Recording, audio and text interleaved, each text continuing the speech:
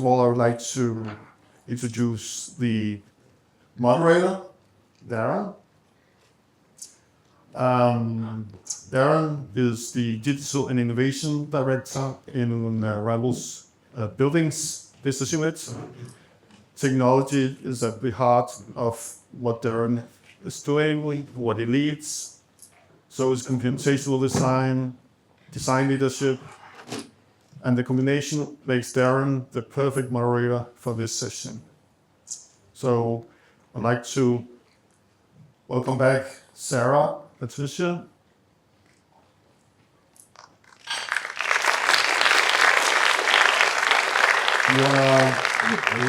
You welcome all of my with yes.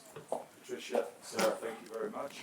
I would also like to introduce, I thought it was going to be two other panelists, but there's going to be three. So Emiliano, we don't have a bio for Emiliano, so I am sorry about that. But anyway, welcome Emiliano. We're also going to be joined by Michaela, who is a professor in design for mobility, health, people and society at UCL Department of Civil Environmental and Geomatic Engineering. So Michaela, welcome. And also Emily, there's Emily. So Emily is a chartered structural engineer with 8 years experience leveraging her digital expertise and computational design skills in the built environment. So welcome, panel.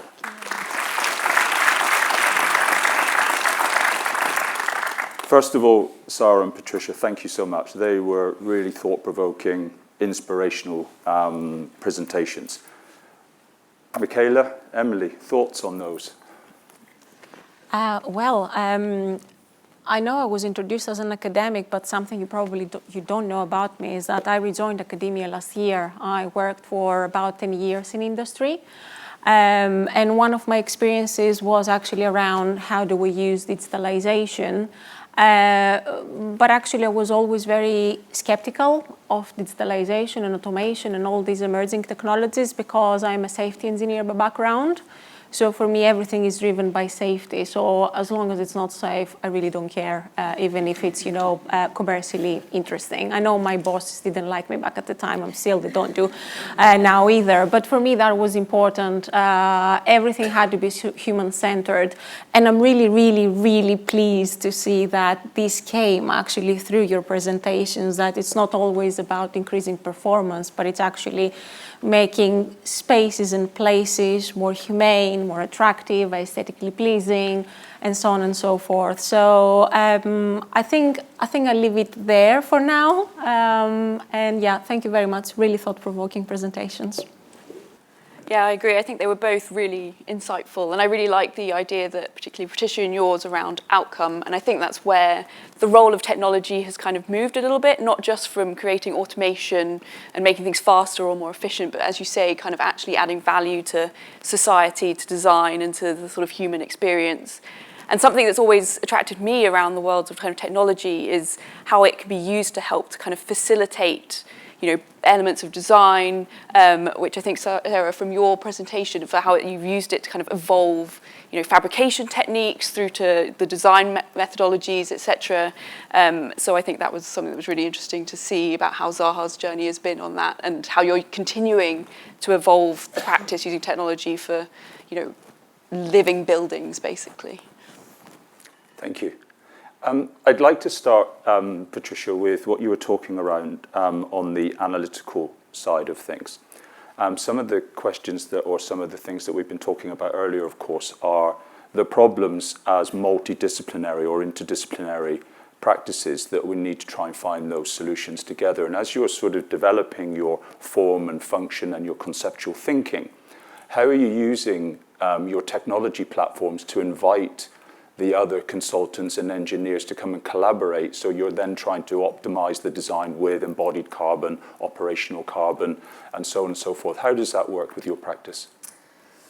Actually, Emiliano is here to help me in these kind of matters, but I will tell you, he's in charge of our digital development processes.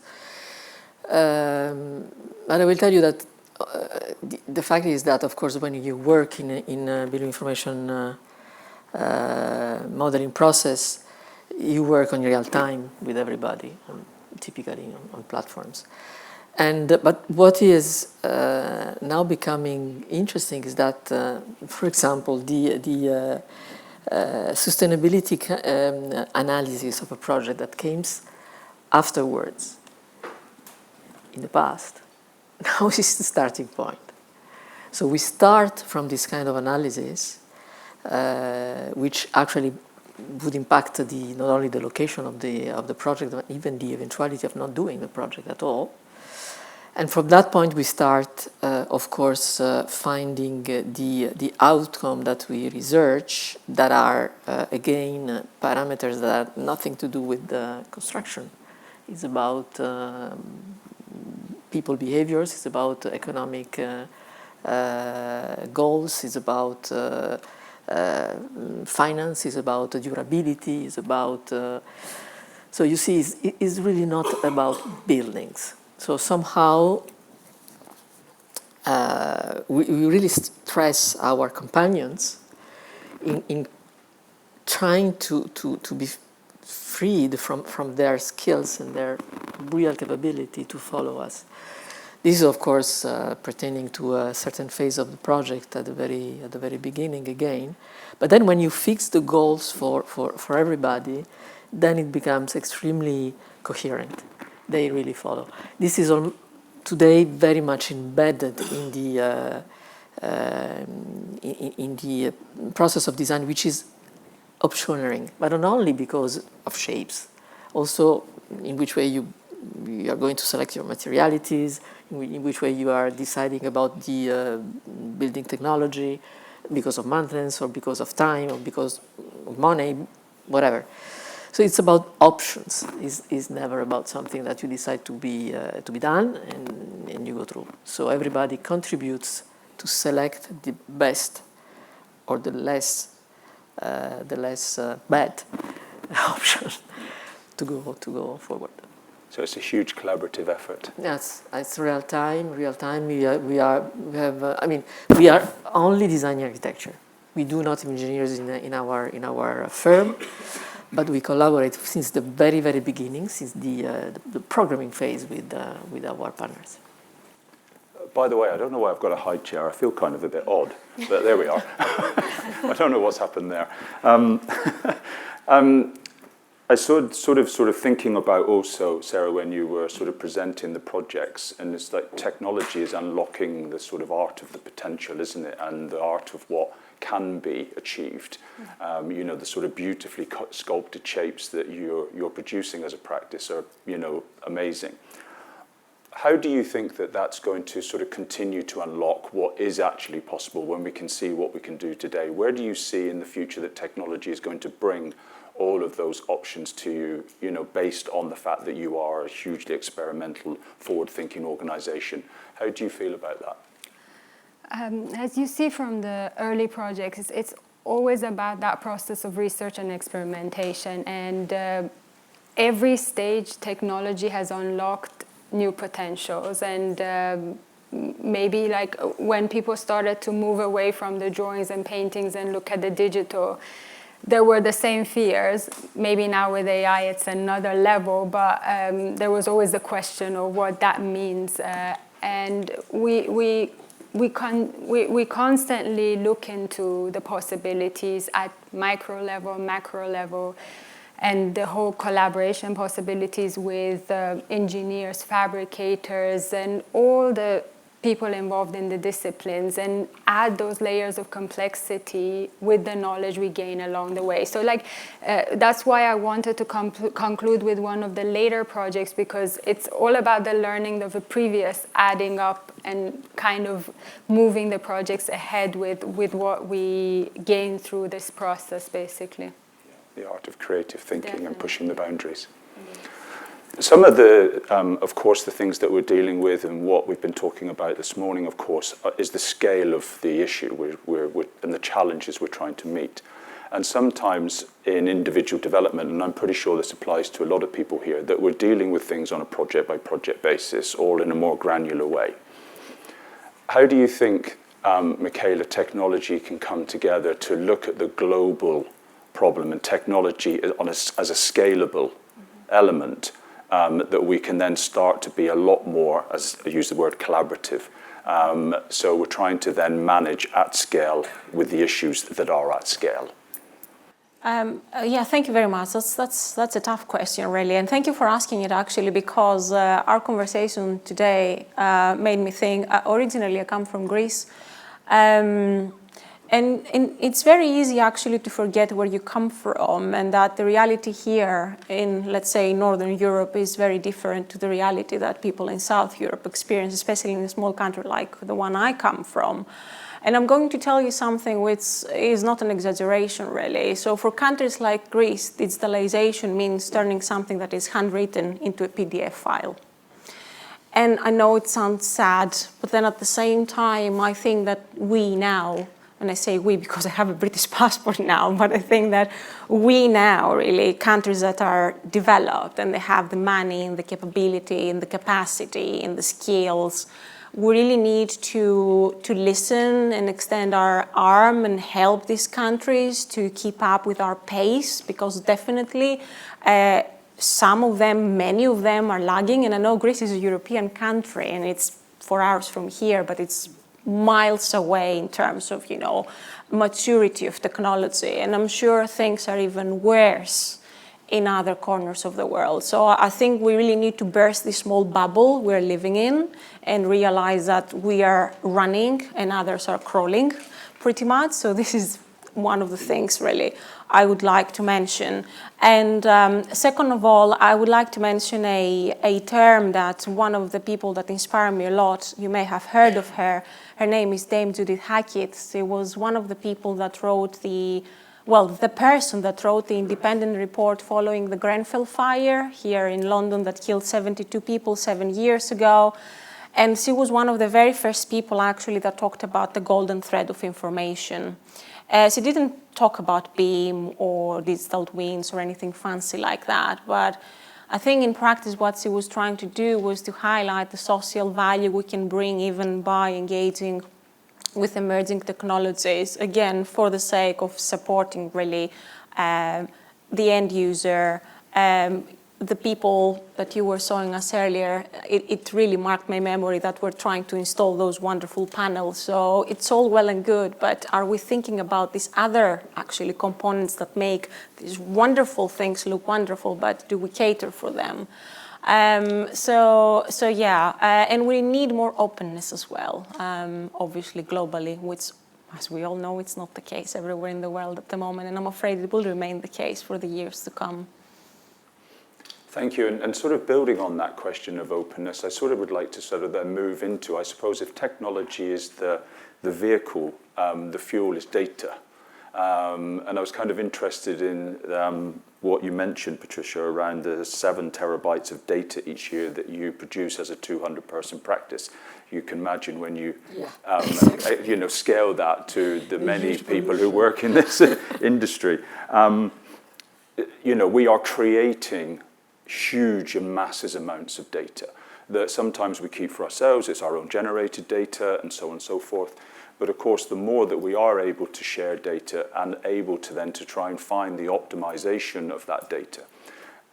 Emiliano, what are your thoughts about how we should govern data, utilize data, ensure the hygiene of data and the ownership of data? What's your thoughts around that? So the huge problem of, as Patricia said, of our firm in general architecture is the real data is really, really poor. So out of thousands of buildings that we can design, only maybe 10% that it got built. So that's why we're getting a lot of data which is virtual, which is only like living inside the computers. The 7 terabytes, it's when you're counting it, it's a lot of data. And the problem is there's Andrew Ng, which is the advocate of data-centric AI, because there's been a lot of time spending on the model, of the AI model, but AI model, you can go too much further because neural network are there. You can create more deep networks. You can create more like different networks like transformers and more. But the data itself is the problem. So if you think about it, the work of the AI people, you spend time on the data to understand it, to clean it.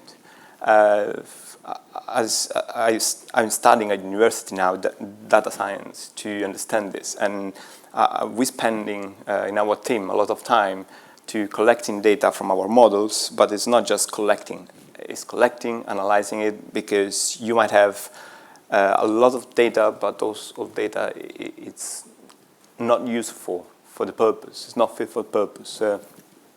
This interesting part on all this AI stuff is, yes, AI is a huge word, but AI without data is nothing. Good data. Without good data, it's nothing.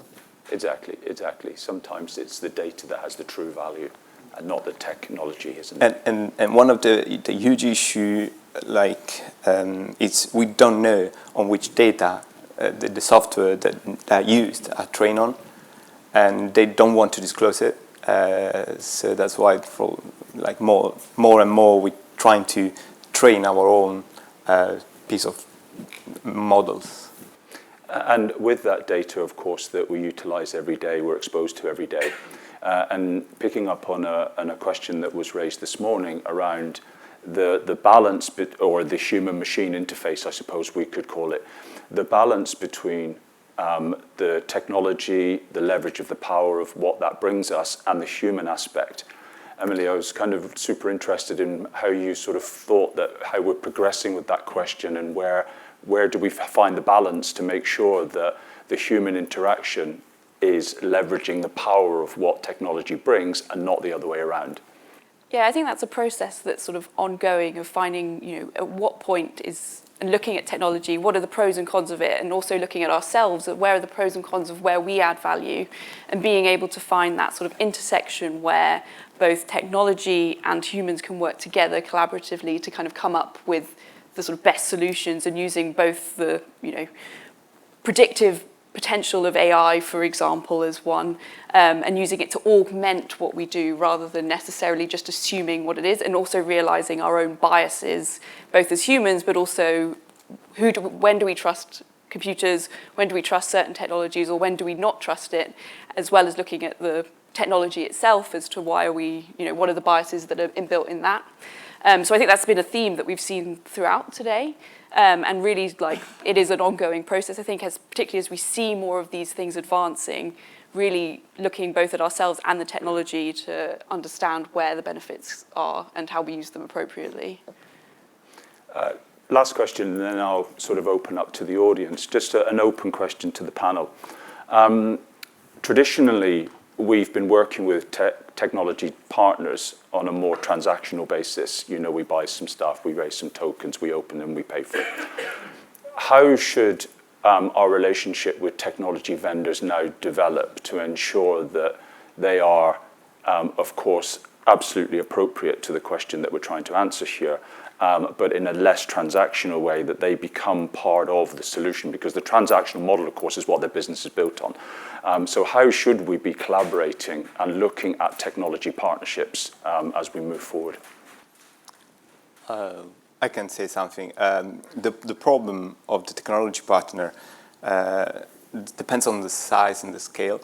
Let's say when you get a huge technology partner like software vendors, there is before you were just paying for software, but now you paying for a software, but in the same time you're giving them your data, and you not get paid for that, which is it's a huge problem, because we're not talking about open source software, which should be the point, but it's closed source, and you don't have the control over what they have from you, and for us from every practice.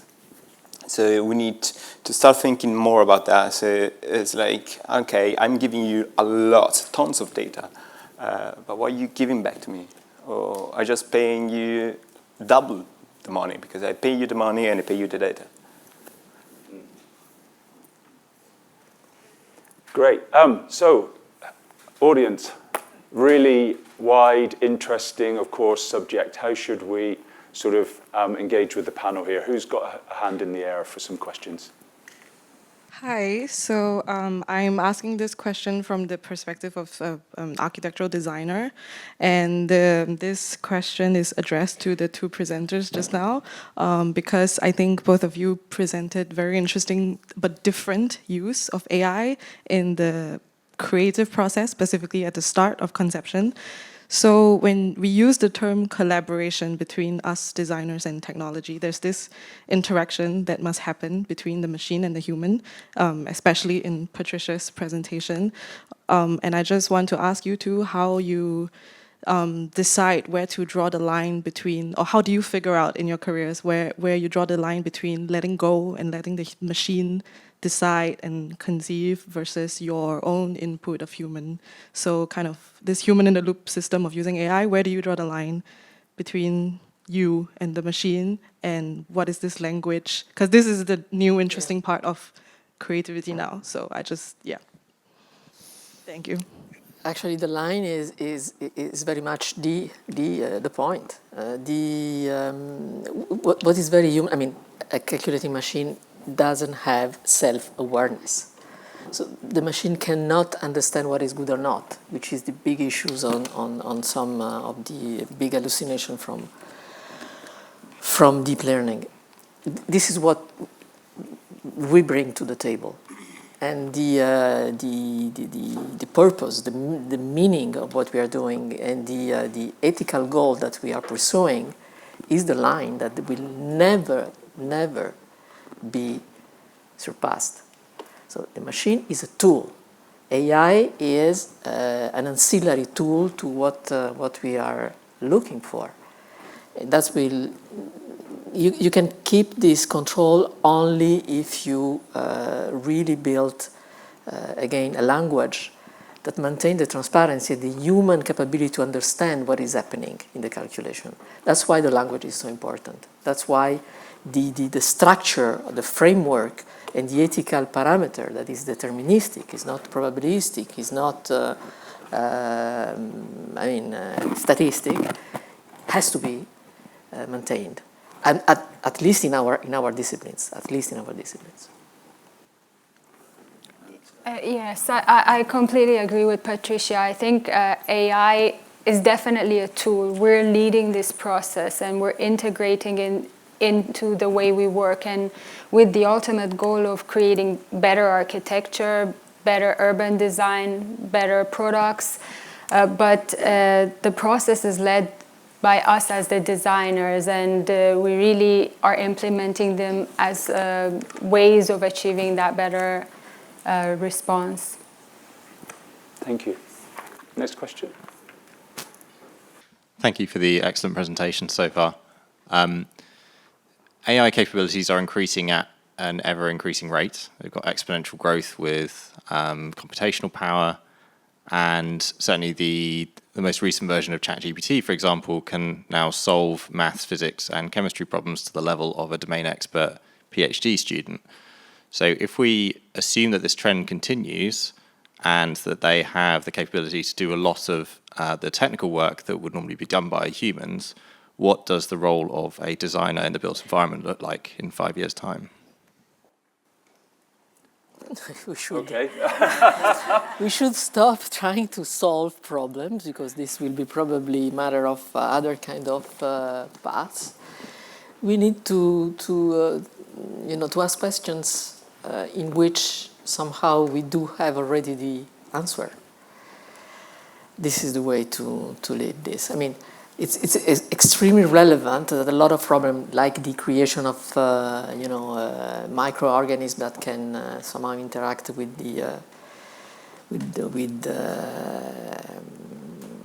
our body and resolve huge problems like cancer or stuff like that is very important. And this can be done only through this kind of technology, because without that you will need generation of experiments and trials and errors. this is the role of this kind of technology. So to compress time, to allow us to go through experimental processes faster. But the question needs to contain the answer. And this is what we should do. This is how we should be educated for. Any other thoughts from you? Yeah, I think it's part of kind of augmenting our kind of process. And I agree, some of it is around using it for that experimentation piece. But also, I think the role of the designer is to kind of question the AI and actually be like, why have you come up with that conclusion? And get it to actually explain why. And then be able to push it in certain directions, say, actually, but with our knowledge of the site or the human experience, to then be able to start to guide it in a way that only humans can because of our inherent knowledge, our feelings, the self-awareness that we have. So I think it's about learning how to interact with it in a way that pushes it in the right direction. But yeah, definitely part of that experimentation, augmentation process. But I don't think necessarily it will give a full answer in 5 years. Maybe 50, who knows? But also, have you ever tried to ask whatever large language model a question which you don't have the domain knowledge of it?